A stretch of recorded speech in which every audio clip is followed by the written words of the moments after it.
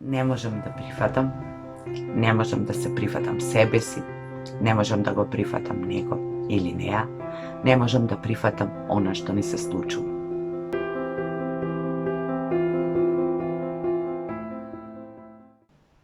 Здраво и добре дојдовте во уште едно видео, а темата на денешното видео е како што можевте да видите од поведот, прифаќањето, односно проблемите кои што ни се јавуваат со прифаќањето. Знам дека многу се пишува и се зборува на оваа тема и јас на мојата страница сум пишувала за прифаќањето. Мислам дека имам и постаро видео на оваа тема. Меѓутоа, очигледно е дека имаме проблеми со прифаќањето. До таков заклучок барем јас сум дошла во контактите секојдневни со моите пријатели, со луѓето со кои работам еден на еден. И јас некои работи не можам толку лесно и едноставно да ги прифатам, така што мислев дека ќе може да ни користи, особено сега, кога сме сите во еден период на кој што континуирано треба да прифаќаме една состојба која што се уште ни е проблем, да ја прифатиме со промените и се она што ни донесе и не знаеме ни до кога ќе трае, ни како понатаму ќе се одвива. Прифаќањето како алатка, како техника, не само за личниот раст и развој, туку и како дел од секојдневното живење, е многу битен сегмент, затоа што ако нешто не прифатиме, не можеме понатаму ништо да направиме. Само тогаш кога работите ќе ги прифатиме, можеме да ги менуваме. Само тогаш кога нешто ќе прифатиме, можеме да одиме понатаму. Се додека немаме моќ, можност, сили да прифатиме нешто, постои голема веројатност да останеме заглавени некаде каде што сме, токму затоа што се бориме против нешто што е како што е и не можеме да најдеме начин или сили да го прифатиме. Кога зборуваме за прифаќањето, сакам да зборувам за прифаќањето во однос на себе, прифаќањето во однос на другите, нивните постапки, начини на однесување, но и прифаќањето на се она што се случува надвор од нас. Се разбира дека ќе почнам со прифаќањето на себе си, затоа што тоа е најважно и затоа што тоа е основен сегмент за да можеме ние понатаму да прифатиме и нешто друго во животот.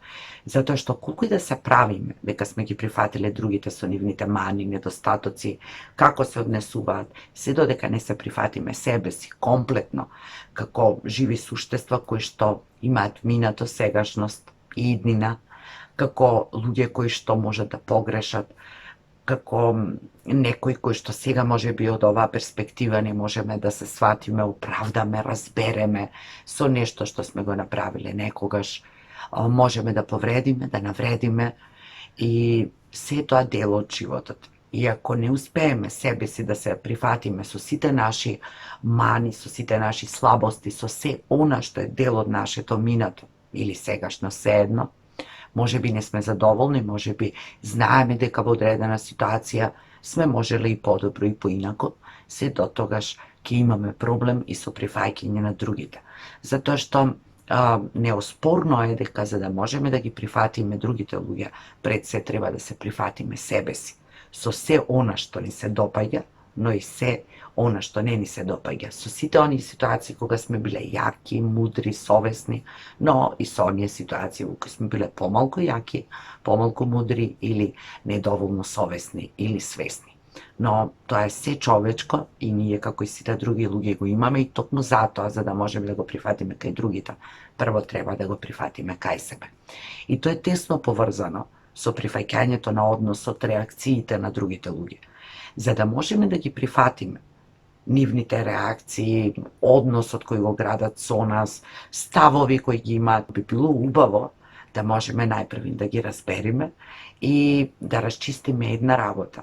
Прифаќањето не значи одобрување, прифаќањето не значи поддржување, прифаќањето не значи дека ние не сме свесни за тоа дека може би не ни се допаѓа тоа што луѓето го прават, дека може би знаеме дека можат и поинаку и подобро, постојат и други начини на крајот на краиштата. Меѓутоа, значи дека прифаќаме затоа што разбираме, затоа што можеме да ја видиме целината, затоа што можеме да разбериме може би низ кои ситуации поминува личноста сега во одреден период или што се носи од минатото за да се однесува како што се однесува. Меѓутоа, пак ќе повторам, прифаќањето не значи поддржување. Но можеме се разбира и да не ги прифаќаме другите личности, нивните однесувања, нивните реакции, и тоа е во ред.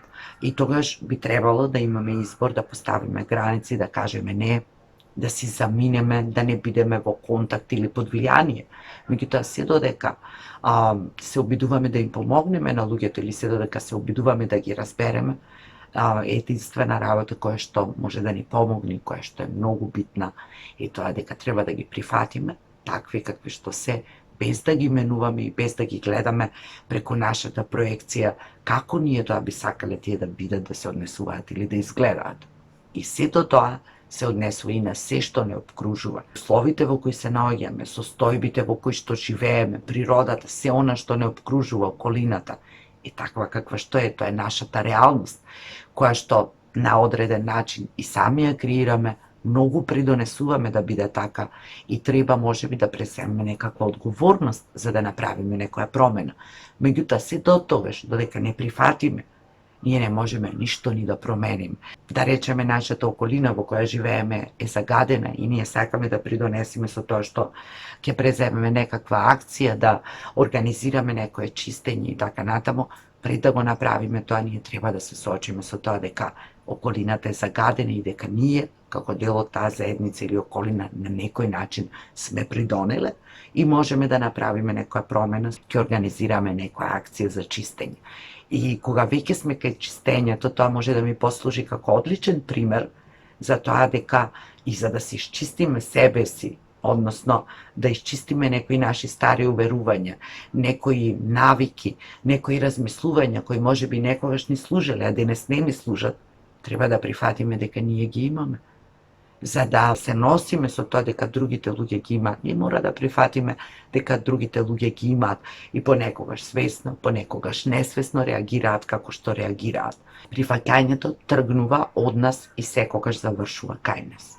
Нашиот однос кон себе е јасен показател на тоа ние во какви односи ќе стапуваме со другите луѓе. Нашиот однос кон себе на крајот е и однос кој ние го имаме и кон средината, кон околината.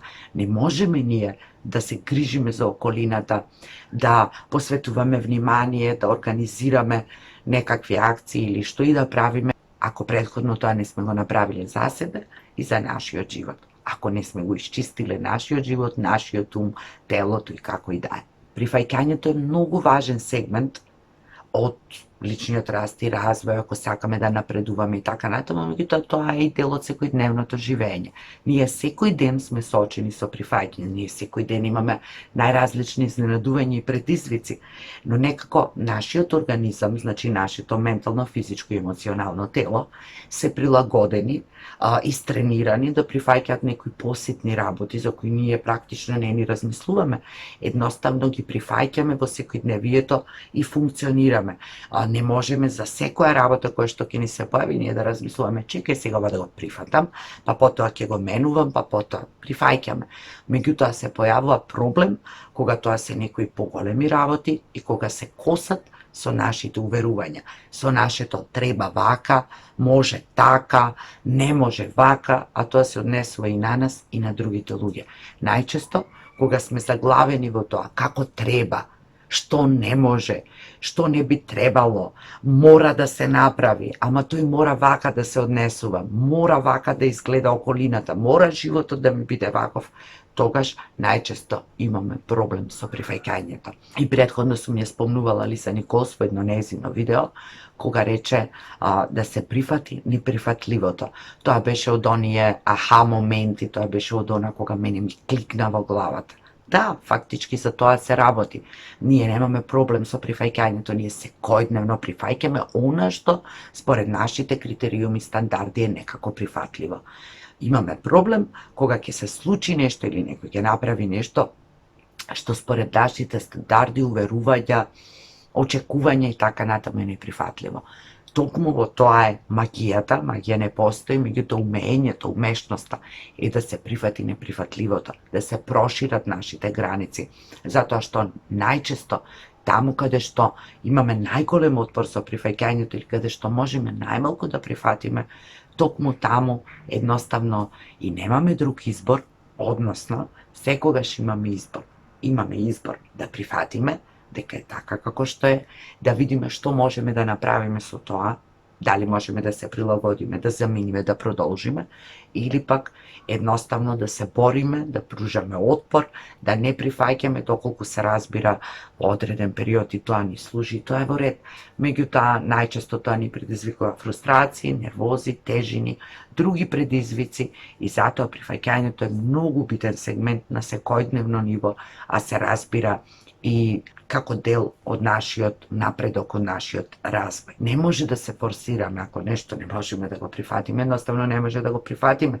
Треба да си дадеме време, да размислиме, да ги прошириме нашите граници, можеби да се едуцираме, можеби да собереме повеќе информации, можеме да поработиме на нашето разбирање на одредени сегменти што ни се случуваат или на луѓето и така натаму, меѓутоа тоа е процес кој што понекогаш трае и подолго колку што ние сме очекувале, можеби сме си дале премалку време па сме се форсирале, меѓутоа сепак ни треба време, ни треба умење, ни треба разбирање за да можеме да ги прифатиме работите.